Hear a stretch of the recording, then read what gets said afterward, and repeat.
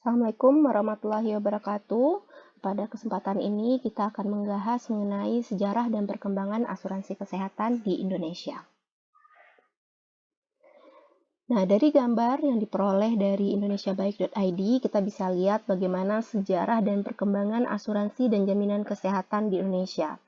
Bisa kita lihat yang pertama, itu di tahun 1968, Menteri Tenaga Kerja atau Menaker Bapak Awaludin Jamin mengupayakan asuransi kesehatan bagi pegawai negeri dan keluarganya, di mana wajib iuran 5% dari upah kemudian turun menjadi 2%, sementara pemerintah sebagai majikan tidak membayar iuran. Kemudian program asuransi kesehatan pegawai negeri ini dikelola oleh Badan Penyelenggara Dana Pemeliharaan Kesehatan atau BPDPK di bawah Departemen Kesehatan. Didirikan melalui keputusan Presiden nomor 230 tahun 1968 dan merupakan skema asuransi sosial pertama di Indonesia. Dalam perkembangannya, BPDPK karena masih dalam bentuk badan di bawah Kemenkes, itu tidak memiliki fleksibilitas cukup untuk merespon tuntutan peserta dan vaskes. Sehingga pada tahun 1984, BPDPK dikonversi menjadi Perum Husada Bakti atau Perusahaan Umum Husada Bakti, singkat dengan PHB. Didirikan melalui Peraturan Pemerintah Nomor 23 Tahun 1984. Asuransi kesehatan ini dikenal dengan nama kartu kuning karena memiliki kartu yang berwarna kuning dan sudah dapat dikelola dengan lebih fleksibel. Pengelolaan asuransi kesehatan secara profesional ini sudah mulai dilakukan oleh Perum Husada Bakti, di antaranya pengelompokan jenis pelayanan menjadi paket dengan biaya penggantian sesuai paket, harus ada rujukan ketika berobat, dan disertai fotokopi identitas dan bukti pelayanan. Namun perubahan tersebut menimbulkan banyak keluhan bagi pesertanya yang kurang mendapatkan informasi. Kepesertaan program jaminan pemeliharaan kesehatan yang dikelola oleh Perum Husada Bakti ditambah dengan veteran dan perintis kemerdekaan beserta anggota keluarganya. Perusahaan diizinkan memperluas jangkauan kepesertaannya ke badan usaha dan badan lainnya sebagai peserta sukarela. Status perusahaan umum membuat keleluasaan pengembangan asuransi kesehatan kepada pihak di luar pegawai negeri terhambat.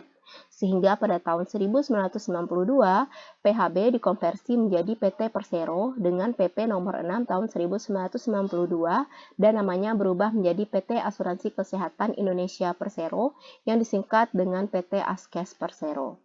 Adanya fleksibilitas dalam pengelolaan keuangan serta adanya kontribusi pemerintah yang bernegosiasi bahwa Persero harus melakukan kepentingan pelayanan kepada peserta asuransi membuat manajemen menjadi lebih mandiri. Kepesertaan diperluas, paket pelayanan makin dipersempit, obat-obatan dikembangkan jumlah dan jenisnya, kerjasama dengan rumah sakit maupun unit pelayanan kesehatan lainnya makin diperluas. Beberapa BUMN dan perusahaan swasta nasional beralih ke perusahaan asuransi PT Persero. Hingga pada tahun 2004, jumlah peserta asuransi komersial mencapai 1,5 juta jiwa, asuransi kesehatan sosial 14 juta jiwa.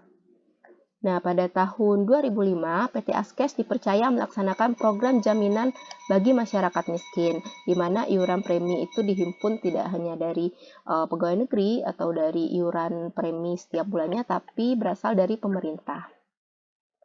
Selanjutnya, pada tahun 2014, PT Askes dikonversikan lagi dari PT Askes Persero menjadi Badan Pelaksana Jaminan Sosial atau BPJS Kesehatan dengan adanya Undang-Undang Nomor 40 Tahun 2004 tentang Sistem Jaminan Sosial dan Undang-Undang Nomor 24 Tahun 2011 tentang Badan Penyelenggara Jaminan Sosial. Nah, program BPJS Kesehatan ini melaksanakan Jaminan Kesehatan Nasional atau JKN dengan Kartu Indonesia Sehat atau KIS, makanya disingkat menjadi program JKN KIS. Nah, bisa kita lihat dari sejarah itu, awalnya yang asuransi kesehatan di Indonesia bernama Askes, asuransi kesehatan, kemudian asuransinya hilang berubah nama menjadi jaminan, Badan Penyelenggara Jaminan Sosial. Jadi asuransinya dihilangkan berubah menjadi jaminan sosial. Nah, apa kira-kira perbedaan antara asuransi dan jaminan sosial tersebut? Kenapa namanya harus diubah? Yang pertama kita lihat dari aspek kepemilikan. Asuransi itu program perlindungan yang dijalankan swasta ataupun BUMN. Sementara jaminan sosial, kalau namanya jaminan sosial, kepemilikannya adalah program resmi negara, diatur pemerintah, dan memiliki prosedur berdasarkan undang-undang. Dari segi tujuan, asuransi tujuannya untuk memberikan nilai tambahan atas perlindungan dasar. Sementara jaminan sosial tujuannya untuk memberikan perlindungan terhadap kebutuhan dasar manusia. Apa kebutuhannya ketika dia sakit, dia butuh obat, butuh perawatan, itu yang diberikan jaminan sosial. Sementara asuransi lebih ke manfaat tambahan seperti ruangan yang nyaman dan lain sebagainya. Kemudian perbedaan dari segi risiko, asuransi terbatas karena tergantung premi yang ditawarkan. Jaminan sosial perlindungan tidak memiliki batasan selama sejalan dengan aturan yang ditetapkan, artinya komprehensif. Kepesertaan asuransi itu tidak wajib dan siapapun boleh mendaftarkan dirinya untuk memiliki asuransi. Sementara jaminan sosial itu pesertanya seluruh warga negara Indonesia wajib memiliki jaminan sosial. Untuk mencapai universal health coverage itu pakai program jaminan sosial.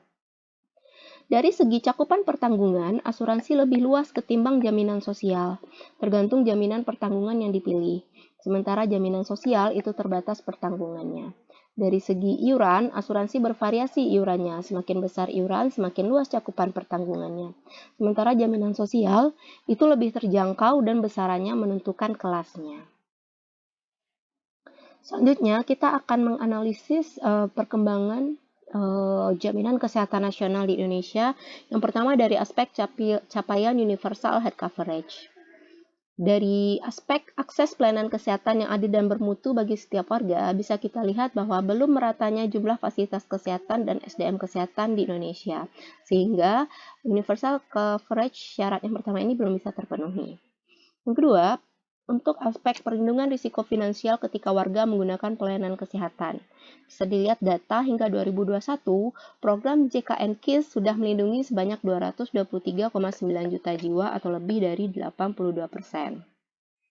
Nah, dari aspek belum meratanya jumlah fasilitas kesehatan dan SDM kesehatan di Indonesia, bisa kita lihat data gambar di sini, distribusi rumah sakit Indonesia tahun 2015 masih kurang merata, di mana 50% rumah sakit itu menumpuk di daerah perkotaan di Jawa.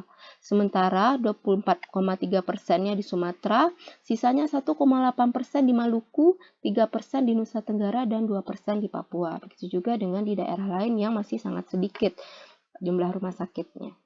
Selanjutnya, distribusi jumlah dokter di Indonesia tahun 2017 juga belum merata. Bisa kita lihat di sini yang berwarna biru, yang paling banyak itu dokternya di daerah Jawa. Sementara di daerah Kalimantan, Papua, Sulawesi juga masih sangat sedikit.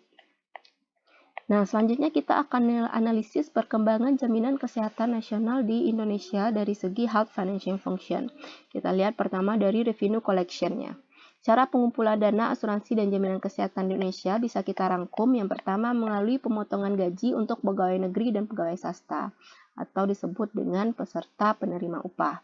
Kemudian untuk iuran premi setiap bulan dibayarkan sesuai dengan tarif pemilihan pelayanan kelas seperti kelas 1, kelas 2, atau kelas 3 itu untuk peserta non-PPU dan BP atau bukan pekerja.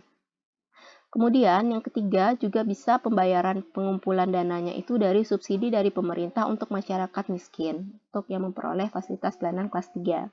Kemudian terakhir iuran premi setiap bulan untuk asuransi swasta atau fee for service. Selanjutnya pooling mechanism, yaitu mekanisme pengelolaan dana di Indonesia dengan dominasi single payer oleh BPJS Kesehatan. Artinya hanya ada satu badan pengelola jaminan kesehatan di Indonesia milik pemerintah yang mengelola asuransi sosial. Sisanya dikelola oleh asuransi kesehatan komersial, baik milik pemerintah maupun swasta. Nah, dana dikelola secara transparan oleh BPJS Kesehatan dan BPJS Ketenagakerjaan, dan mereka wajib melaporkan penggunaan dana setiap tahunnya. Mekanisme pelayanan untuk JKN dimulai dari fasilitas kesehatan tingkat 1 sebagai gatekeeper, dan jika tidak mungkin dilayani oleh fasilitas kesehatan tingkat 1, maka akan dirujuk ke fasilitas tingkat 3, kedua, rumah sakit daerah, dan fasilitas kesehatan tingkat ketiga, rumah sakit provinsi atau pusat. Artinya pelayanannya itu berjenjang. Kemudian, untuk purchasing mechanism. Mekanisme pembayaran kepada penyelenggara pelayanan kesehatan adalah dominasi prospective payment system, yaitu pertama kapitasi untuk rawat jalan di fasilitas kesehatan tingkat pertama dihitung dengan biaya tetap setiap bulannya kepada puskesmas. Kemudian dengan mekanisme DRG atau inasi bijis untuk rawat inap, BPJS akan melakukan pembayaran setelah rumah sakit mengajukan klaim pelayanan pasien. Jadi untuk puskesmas menggunakan kapitasi, untuk rumah sakit menggunakan DRG inasi bijis. Dan juga masih ada menggunakan retrospektif payment system, yaitu fee for service untuk non-peserta asuransi. Terakhir adalah hambatan perkembangan asuransi dan jaminan kesehatan. Yang pertama adalah demand dan pendapatan penduduk yang masih rendah, yang menganggap bahwa asuransi itu masih beban. Kemudian yang kedua, belum meratanya kualitas fasilitas pelayanan kesehatan. Begitu juga dengan kuantitas. Selanjutnya, regulasi yang berubah-ubah. Bisa kita lihat regulasi naik turunnya premi iuran, premi asuransi yang diberitakan oleh BPJS Kesehatan, kemudian lingkup penyakit yang dibayar kepada BPJS juga berubah-ubah dan lain sebagainya. Kemudian sistem teknologi dan informasi yang belum siap. Masih banyak petugas yang belum bisa menggunakan aplikasi dan masih ada juga puskesmas yang belum terhubung secara online dan belum memiliki komputer. Selanjutnya, peserta menunggak membayar premi, khususnya dari sektor informal. Terakhir, karena peserta banyak yang menunggak, terjadilah defisit anggaran BPJS Kesehatan. Tahun 2019 saja itu menyentuh angka 19 triliun, ditambah hutang defisit tahun sebelumnya 9 triliun, sehingga totalnya menjadi defisit 28 triliun rupiah. Sekian informasi mengenai perkembangan dan sejarah asuransi kesehatan di Indonesia. Assalamualaikum warahmatullahi wabarakatuh.